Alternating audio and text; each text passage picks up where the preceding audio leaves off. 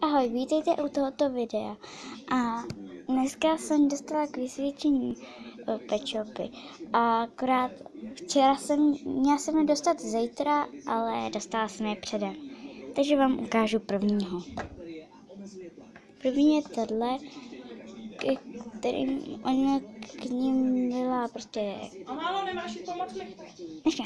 korunka a já jsem ztratila. Takže tak první pet shopa. Druhý je tenhle, měl v sobě to a to.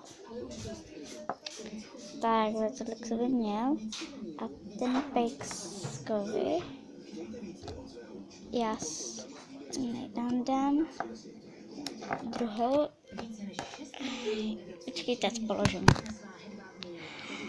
Ach jo. Prostě takhle. Mám takhle mandat. A do pusu mi šla takhle kostička dát. Akorát já to teďka zvládnu. Tak. Prostě takhle, tohle, takhle poštářit, dát se tam. A tak. Takže ahoj. Doufám, že se vám toto video líbilo a ahoj.